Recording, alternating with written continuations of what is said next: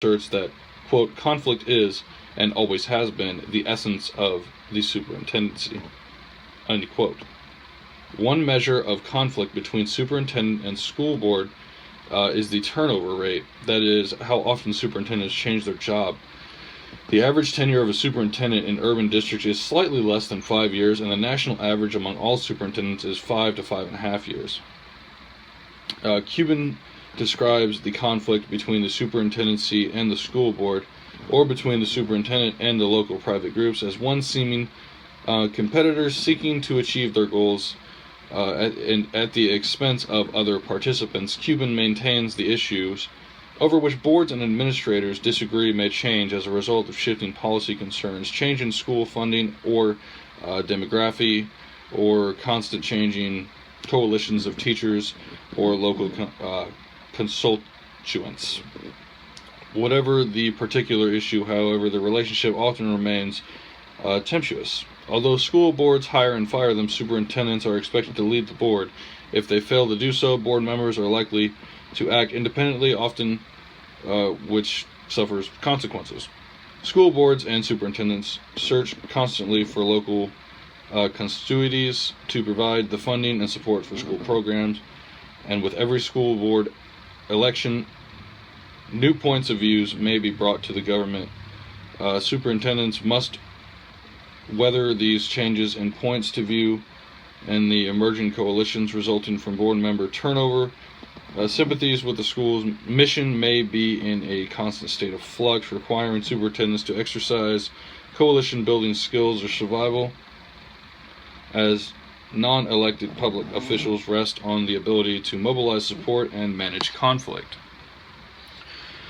For the schools within a school district, the superintendent and the local school board of education select professional educators to serve as principals. High schools and middle schools may have a staff of administrators to assist the principal, including assistant or vice principals with specific responsibilities for discipline or curriculum for instruction.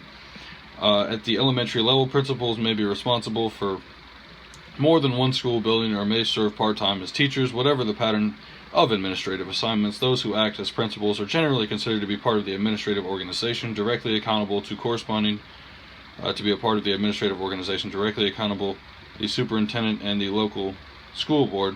As administrators, principals usually interview prospective teachers and make teaching assignments, supervise and evaluate staff members, schedule students and classes, manage school budgets, administer district discipline policies and procedure. Historically, the role of the principal has included management, supervision, and inspection duties. Most importantly, principals are expected to function as instructional leaders for their schools in a number of states. Principals and their teachers are being held accountable for increasing student learning on statewide, and we're going to turn to 346 now.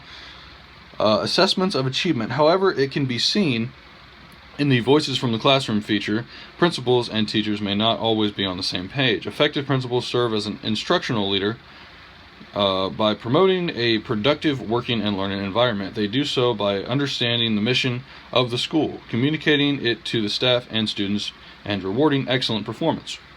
They also represent the school to the parents and the community, involving parents and the community members in the school activities, and securing the support for these activities are important functions to the principal. We now go to the bottom of page 347.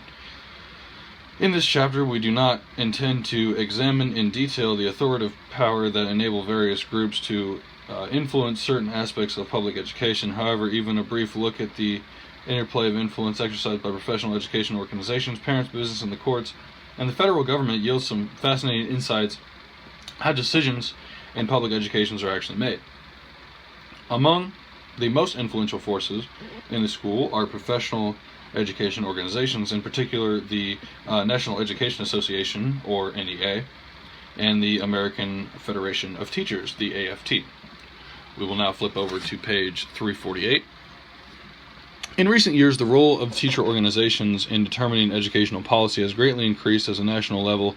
The NEA and the AFT exert considerable influence on educational policy and legislation. Moreover, the state affiliates of both associates are among the most effective lobbying groups in their respective states. State politicians may attend to these organizations because of their power and influence. The NEA and the AFT affiliates have well-articulated positions on the selected issues, represents hundreds of thousands of teachers who can be mobilized to vote for or against particular legislators and spend considerable amounts of money to make their positions known. At the local level, largely as a result of collective bargaining techniques, include working stoppages or the threat of them. Teacher organizations have won more and more power over educational policy. Today, many local teacher organizations, including NEA and AFT affiliates, have won recognition as the official bargaining representatives of their members.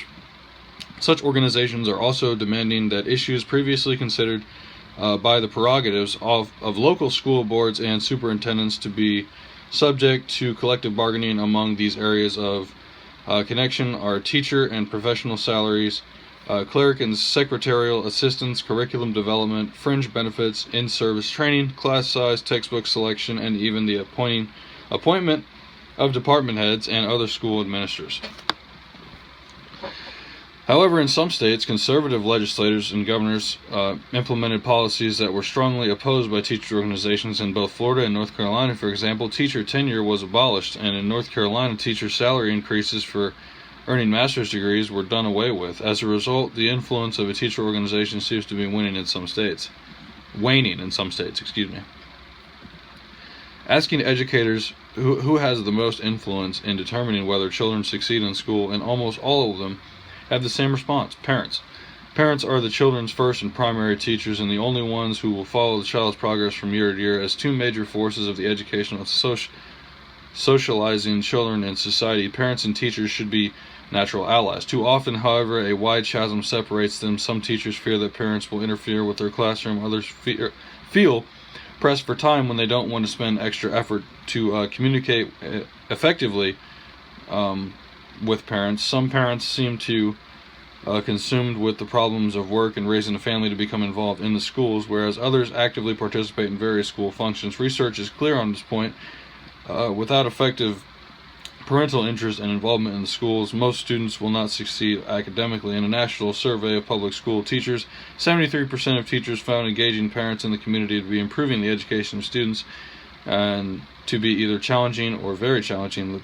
The Parent-Teacher Association, PTA, is a loosely knit national organization with over 5 million members and more than 26,000 local units. A local parent-teacher group, sometimes called Parent-Teacher Organization, PTO for short, may or may not be affiliated with the national PTA. Local groups devise their own organizations and activities to the needs of the local school community. Generally, they serve as a communications link between parents and the formal school organization, with their teachers usually acting as representatives of the schools.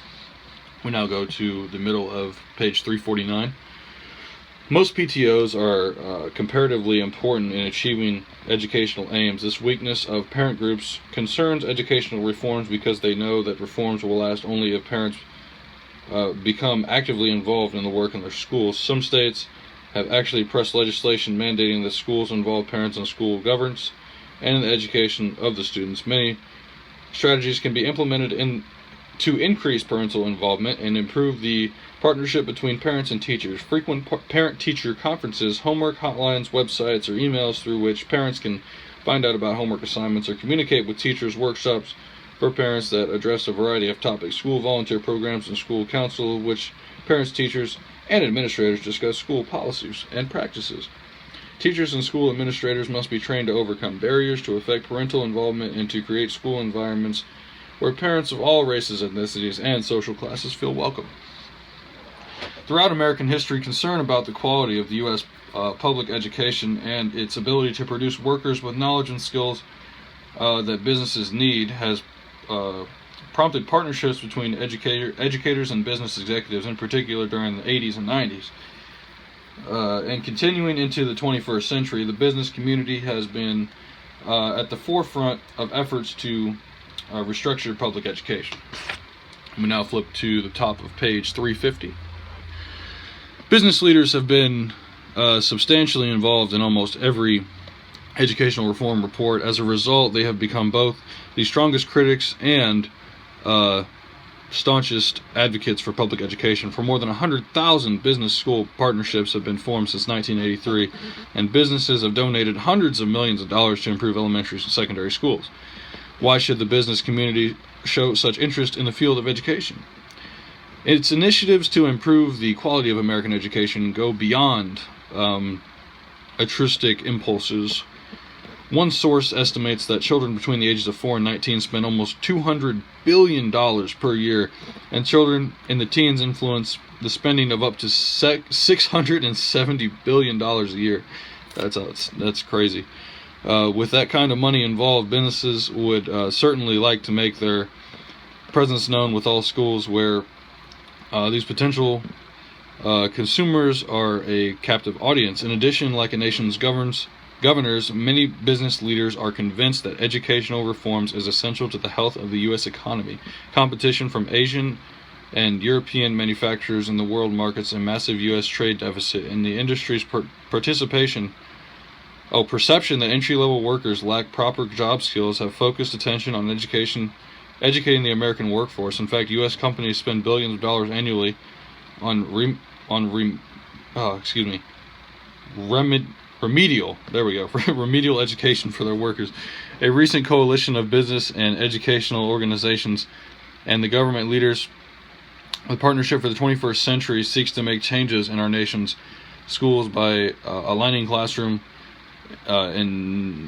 environments with what the organization believes are real-world environments. This alignment occurs by focusing core subjects on the 4 C's.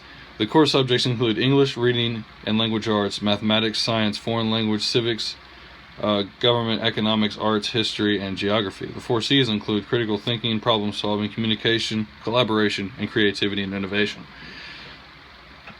The P21 initiative has developed a framework outlining the knowledge and skills that students will need, and educators and business leaders will be working hard to implement these outcomes in our schools. Not everyone sees the greater business involvement in education as a totally positive trend.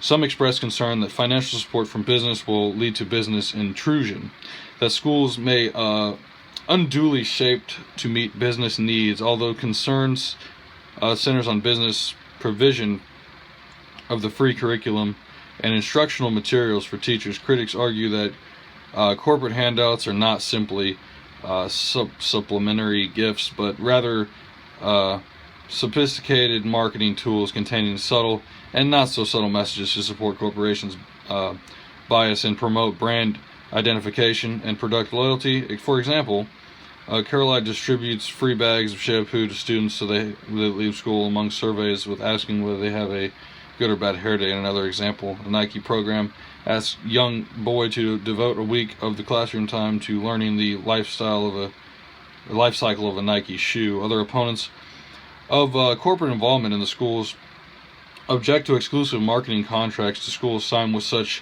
companies as Coca-Cola or Pepsi, agreeing to sell only products produced by a particular company in exchange for funding from the firm. Some people cynically view business push for the expanded use of technology in schools as an attempt to sell new products. That's interesting. We're going to go to the middle of page 351. Another way business influences education is through the recent movement toward private management of public schools, known as the Educational Management Organization, EMO, that has occurred in some urban areas. Private corporations such as the Edison Learning KIPP Knowledge is Power program and Cynical Learning Inc. have contracted with some school districts to provide specific educational services, operate schools whose students have been performing poorly on academic tests, and begin new schools with promising designs. K-12 Inc.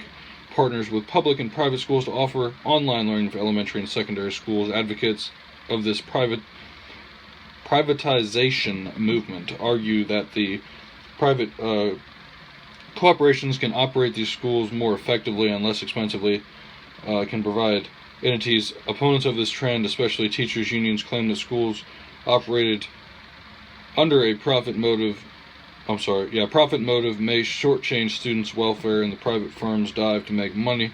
They do so, the critics claim, by hiring inexperienced teachers using unlicensed staff and eliminating high-cost special education programs to date private management. And we flip to the top of page 352. Of public schools has often led to cleaner buildings, greater